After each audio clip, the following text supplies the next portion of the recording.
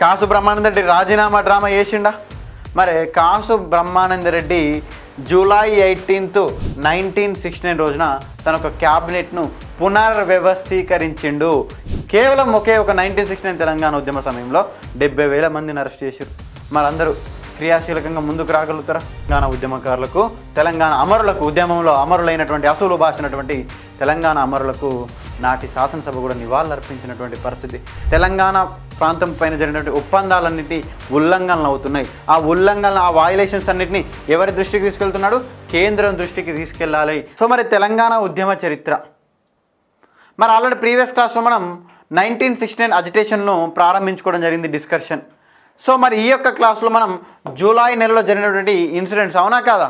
July నెలలో జరిగినటువంటి incidents మనం డిస్కషన్ చేసుకుంటాం. మరి జూలై నెలలో 4th జూలై 1969 రోజున తెలంగాణ ఉద్యమంలో పాల్గొంటున్న ఒక నెపంతో ఎవరిని అరెస్ట్ చేశారు సార్? రామకృష్ణ దత్ అండ్ గోపాలకృష్ణ అని ఒక ఇద్దరిని అరెస్ట్ చేసినటువంటి పరిస్థితి. ఏంటి సార్? పీడీ చట్టాన్ని ప్రయోగించి. ఏ చట్టాన్ని ప్రయోగించారు? పీడీ చట్టాన్ని ప్రయోగించి ఇద్దరిని అరెస్ట్ చేశారు. ఎవరిని? రామకృష్ణ దత్తును, అదేవిధంగా గోపాలకృష్ణను అరెస్ట్ చేశారు. తెలంగాణ ఉద్యమంలోనే మొట్టమొదటిసారి ఒక గెజిటెడ్ ఆఫీసర్ అరెస్ట్ కాబడ్డాడు పీడీ చట్టం ప్రయోగించి. ఎవరు సార్? గోపాలకృష్ణ గారు. ఎవరు సార్? గోపాలకృష్ణ. తెలంగాణ ఉద్యమంలోనే అరెస్టు కాబడ్డటువంటి మొట్టమొదటి గెజిటెడ్ ఆఫీసర్ ఎవరు సార్ అంటే గోపాలకృష్ణ గారు. ఆ పాయింట్ని గుర్తుంచుకోండి. అరెస్ట్ అయినటువంటి మేయర్ కుముద్ నాయక్, అరెస్ట్ అయినటువంటి గెజిటెడ్ ఆఫీసర్ ఎవరండి? ఫస్ట్ గోపాలకృష్ణ గారు.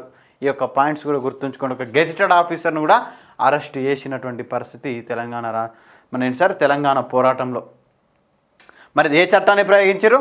పీడీ చట్టాన్ని ప్రయోగించి, పీడీ యాక్ట్ను ప్రయోగించి అరెస్ట్ చేసినటువంటి పరిస్థితి. మరి అదే రోజున మనకు 6th జూలై 1969 రోజున, ఏ రోజు? 6th జూలై 1969 రోజున ఏఐసిసి అధ్యక్షుడు ఎవరండి? ఏఐసిసి అధ్యక్షుడు. సార్ ఏఐసిసి అంటే ఏంటి సార్? ఇందాక చెప్పిన ఆల్ ఇండియా కాంగ్రెస్ కమిటీ అధ్యక్షుడు ఎవరు? నిజలింగప్ప. ఎవరు? నిజలింగప్ప. ఏడికి వచ్చిండు సార్ అంటే హైదరాబాద్కి వచ్చిండు. ఏడికి వచ్చిండు? జూలై 6th రోజున మనకు హైదరాబాద్కు వచ్చినటువంటి పరిస్థితి. హైదరాబాద్కు సారు జూలై 6th రోజు రాగానే తెలంగాణ ఉద్యమకారులందరూ ఏం చేసిర్రు? సార్ను ప్రొటెస్ట్ చేసిర్రు, సార్కు నిరసన తెలిపిర్రు, నల్ల జెండాలతోటి హైదరాబాద్కు స్వాగతం పలికిర్రు. ఎవరినండి? నిజలింగప్ప. ఎవరు? Hyderabad all India Congress committee అధ్యక్షుడు. ఆల్ ఇండియా కాంగ్రెస్ కమిటీ అధ్యక్షుడు. మరి అదేవిధంగా మరి తెలంగాణ అస్తిత్వ ప్రతీక అయినటువంటి తెలంగాణ ఫ్లాగ్ డేగా 1969 తెలంగాణ అజిటేషన్లో July 12th we celebrated as a Telangana flag day, అంటే తెలంగాణ పతాకా దినోత్సవం. ఏ డేగా? తెలంగాణ పతాకా దినోత్సవంగా. ఏ డేను? July 12th 1969 Telangana flag day. మరి అదేవిధంగా కాసు బ్రహ్మానంద రెడ్డి రాజీనామా డ్రామా చేసిండా? మరి కాసు బ్రహ్మానంద రెడ్డి జూలై 18, 1969 రోజున తన ఒక క్యాబినెట్ను పునర్వ్యవస్థీకరించిండు. ఎవరు పునర్వ్యవస్థీకరించిండు తన క్యాబినెట్ను? ఏ రోజునాడు పునర్వ్యవస్థీకరించిండు?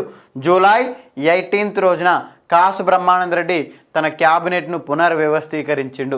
పునర్వ్యవస్థీకరించి ఏం చేసిండు sir?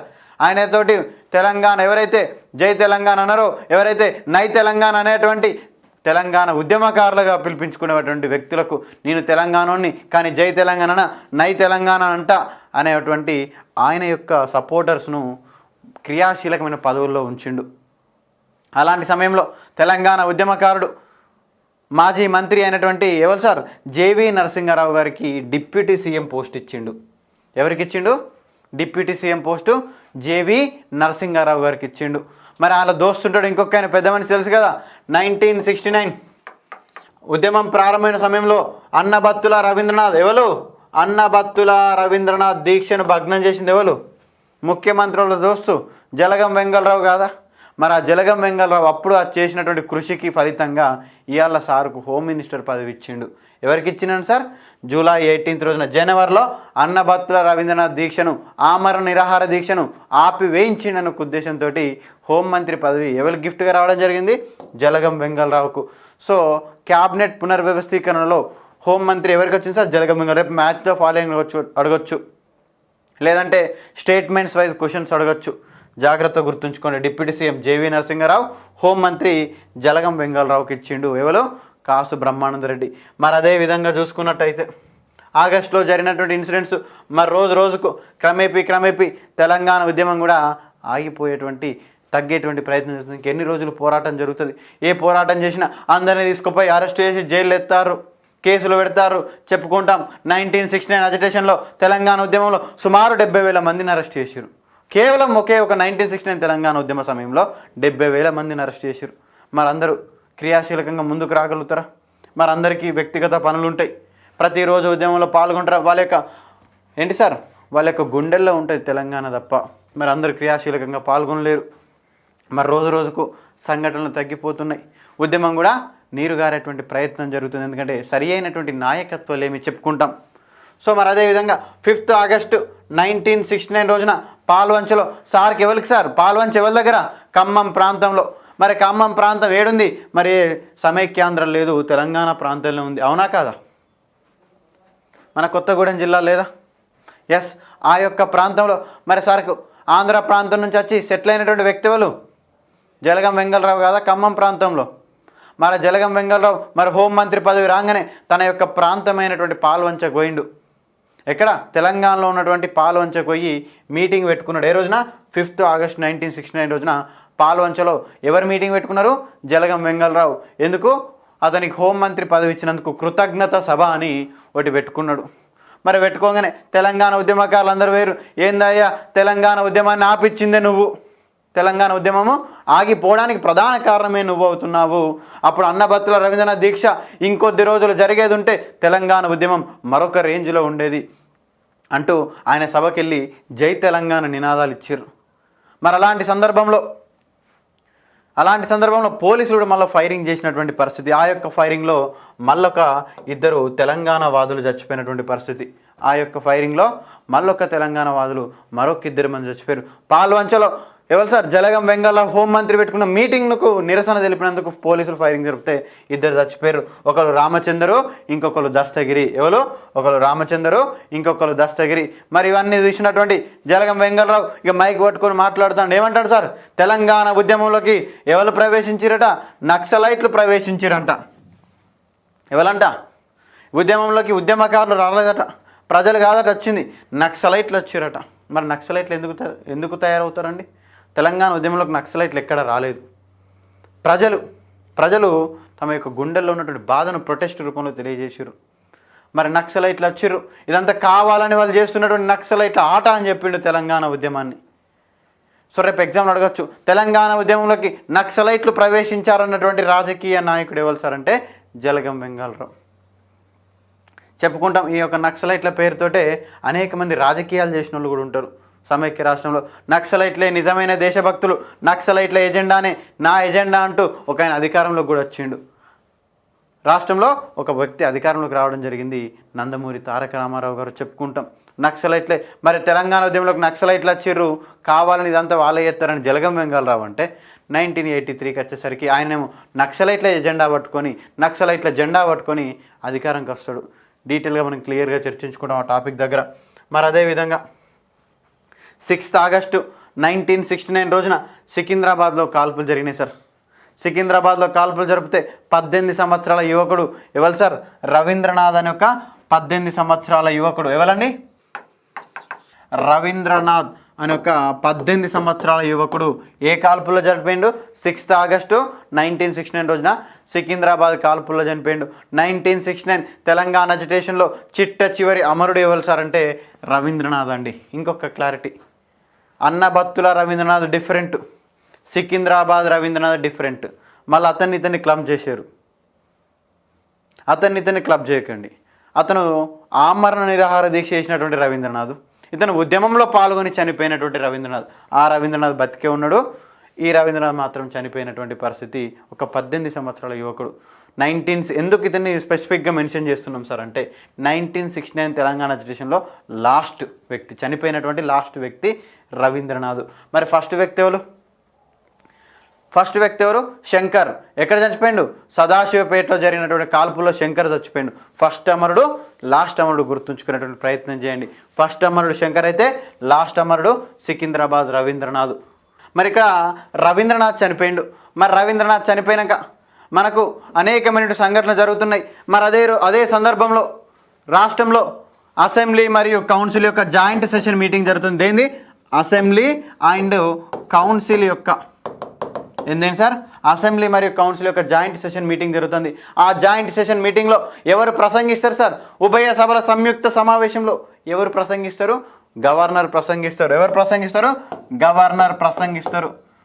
Governor while addressing the joint session of legislative assembly and council. అలాంటి సందర్భంలో మరి అప్పుడు గవర్నర్ ఎవరు? కండూబాయ్ దేశాయ్. అప్పుడు గవర్నర్ ఎవరు? కండూబాయ్. ఎవరు? కండూబాయ్ దేశాయ్. అప్పుడు గవర్నర్ ఎవరు సార్ అంటే కండూబాయ్ దేశాయ్. మరి కండూబాయ్ దేశాయ్ ఉభయ సభలను ఉద్దేశించి ప్రసంగిస్తున్నాడు. ప్రసంగించే సమయంలో మరి అసెంబ్లీలో మరి కండూబాయ్ దేశాయ్ మాటలు కాకుండా మరొక్క మాటలు వస్తున్నాయి, వేరే మాటలు వస్తున్నాయి. ఏం మాటలు సార్ అంటే జై తెలంగాణ, జై తెలంగాణ ఒక మాటలు వస్తున్నటువంటి సందర్భంలో అంటే గవర్నరు తన యొక్క ప్రసంగాన్ని కూడా ఆపుకోవాల్సినటువంటి పరిస్థితి. తెలంగాణ ఉద్యమ ప్రభావం. అసెంబ్లీలో ఎవరు సార్? జాయింట్ సెషన్ ఎప్పుడు జరుపుతారు? బడ్జెట్ సమావేశాల సమయంలో. మరి అలాంటి సందర్భంలో మనకు గవర్నరు మనకు శాసనసభను ఉద్దేశించి ప్రసంగించేటువంటి సమయంలో ఈ యొక్క తెలంగాణ నినాదాలతోటి మరి గవర్నర్ యొక్క స్పీచ్ను కూడా అడ్డుకున్నటువంటి పరిస్థితి. అలాంటి సమయంలోనే 15th ఆగస్టు 1969 రోజున 15 ఆగస్టు 1969 రోజున మరి తెలంగాణ ఉద్యమానికి సపోర్ట్ చేస్తలేరు. తెలంగాణ హోదాలో తెలంగాణ ప్రాంతం నుంచి మంత్రి పదవులు సంపాదించుకున్నారు అనేక మంది మంత్రి పదవులు సంపాదించుకున్నారు. కానీ మరి జై తెలంగాణ నిన్నడు అంటలేరని వాళ్ళ ఇండ్లపైన బాంబు దాడి చేసిరు. ప్రధానంగా తెలంగాణ ఉద్యమకారులు ఎవరింటిపైన దాడి చేసిరు సార్? జేవి నరసింహారావు గారి యొక్క ఇంటిపైన. ఎవరిపైన సార్? జేవి నరసింహారావు గారి యొక్క ఇంటిపైన తెలంగాణ ఉద్యమకారులు కూడా మనకు దాడి చేసినటువంటి పరిస్థితి. మరి అదే విధంగా చూసుకున్నట్టయితే మనకి ఇంకొకటి 16th ఆగస్టు రోజున ఇది చాలా ఇంపార్టెంట్. తెలంగాణ కోసం అనేక మంది చచ్చిపోతున్నారు. తెలంగాణ కోసం అనేక మంది చనిపోతున్నారు. మరి 1969 తెలంగాణ ఉద్యమంలో చనిపోయినటువంటి అమరులను గుర్తు తెచ్చుకోవాలని నాటి ఆంధ్రప్రదేశ్ అసెంబ్లీ 16th ఆగస్టు 1969 రోజున ఎవరైతే తెలంగాణ ఉద్యమంలో అసువులు బాసినటువంటి అమరులకు సంతాపాన్ని తెలియజేసినటువంటి పరిస్థితి. ఏంటి సార్? రాష్ట్ర అసెంబ్లీ 2 నిమిషాల పాటు వీళ్ళకు మౌనం పాటించింది. తెలంగాణ ఉద్యమంలో అమరులైనటువంటి అమరులకు 2 నిమిషాలు రాష్ట్ర అసెంబ్లీ కూడా మౌనం పాటించినటువంటి పరిస్థితి. మరి యొక్క సంతాప తీర్మానాన్ని ప్రవేశపెట్టింది ఎవరని అడుగుతాడు. ఈ డేట్ గుర్తుంచుకోండి, 16th ఆగస్టు. చాలా ఇంపార్టెంట్, ప్రీవియస్ ఎగ్జామ్స్లో అడిగిండు. సో మరి యొక్క రాష్ట్ర శాసనసభలో ఈ యొక్క సంతాప తీర్మానాన్ని ప్రవేశపెట్టినటువంటి వ్యక్తి ఎవరు సార్ అంటే జేవి నరసింహారావు గారు. ఎవరండి? జేవి నరసింహారావు. మరి అదేవిధంగా అప్పుడు స్పీకర్గా ఉన్నటువంటి వ్యక్తి ఎవరు సార్ అంటే సుబ్బారెడ్డి. ఏం పేరు సార్? అప్పుడు స్పీకర్గా ఉన్నటువంటి వ్యక్తి ఎవరు? సుబ్బారెడ్డి. అప్పుడు స్పీకర్గా ఉన్నటువంటి వ్యక్తి సుబ్బారెడ్డి గారి యొక్క 2 పేర్లు గుర్తుంచుకునేటువంటి ప్రయత్నం చేయండి. జేవి నరసింహారావు ఇంట్రడ్యూస్ చేస్తే అప్పుడు ఉన్నటువంటి స్పీకర్గా ఉన్నటువంటి సుబ్బారెడ్డి గారు ఆమోదం చెప్పడంతో 2 నిమిషాల పాటు తెలంగాణ ఉద్యమకారులకు, తెలంగాణ అమరులకు, ఉద్యమంలో అమరులైనటువంటి అసూలు బాసినటువంటి తెలంగాణ అమరులకు నాటి శాసనసభ కూడా నివాళులర్పించినటువంటి పరిస్థితి. మరి అదేవిధంగా ఆగస్టు 18, 1969 రోజున ఏంటి సార్? ఆగస్టు 18, 1969 సంవత్సరంలో జనసంఘ్ నేత ఎవరు సార్? ఏ సంఘ్? జనసంఘ నాయకుడు కేఎల్ గుప్తా. ఎవరండి? కేఎల్ గుప్తా ఏం చేసింది సార్ అంటే ఒక రెజల్యూషన్, ఒక తీర్మానాన్ని ప్రవేశపెట్టిండు. పార్లమెంట్లో జనసంఘ లీడర్ అయినటువంటి కేఎల్ గుప్తా పార్లమెంట్లో తెలంగాణ పైన ఒక రెజల్యూషన్, తీర్మానాన్ని ప్రవేశపెడితే ఈ యొక్క తెలంగాణ ఇష్యూ పైన పార్లమెంట్లో మరొక్క మారు చర్చ జరిగినటువంటి పరిస్థితి.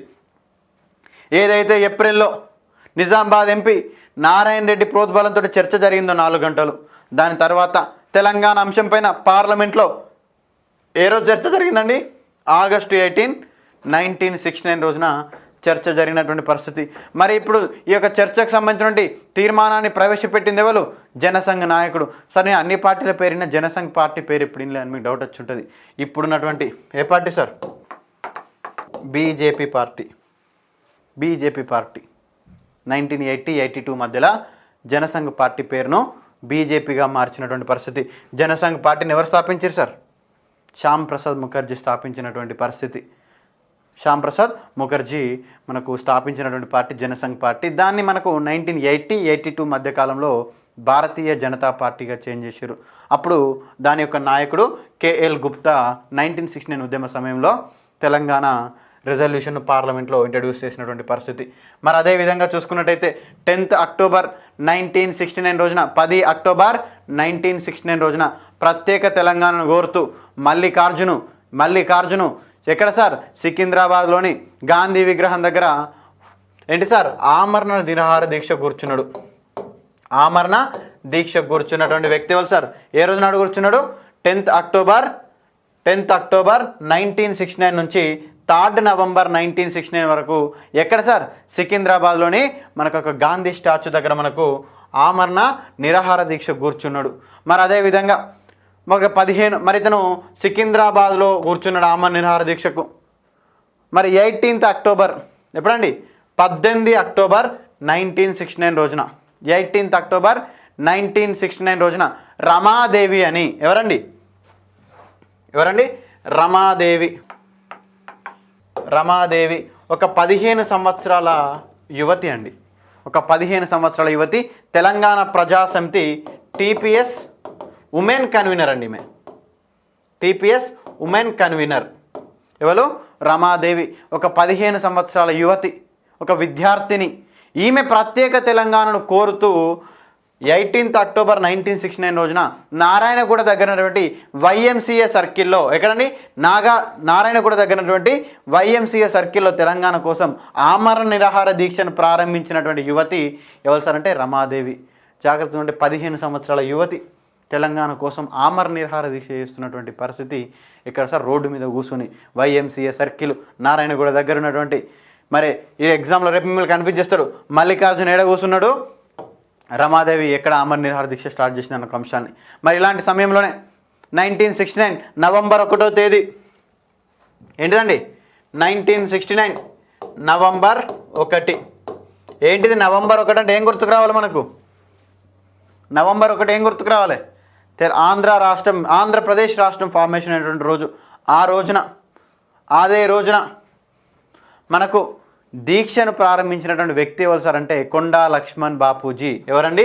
1969 నవంబర్ 1వ తేదీన కొండా లక్ష్మణ్ బాపూజీ తెలంగాణకు జరుగుతున్నటువంటి అన్యాయాలు, అదేవిధంగా ఏదైతే తెలంగాణలో ఉన్నటువంటి అగ్రిమెంట్స్ అన్ని ఏ విధంగా వయలేషన్స్ అవుతున్నాయో వాటన్నిటిని కేంద్ర ప్రభుత్వ దృష్టికి తీసుకెళ్లాలన్న ఉద్దేశంతో, అంటే ఒప్పందాల ఉల్లంఘనలన్నింటినీ కేంద్ర ప్రభుత్వం దృష్టికి తీసుకెళ్లాలని ఎవరు దీక్ష ప్రారంభించారో?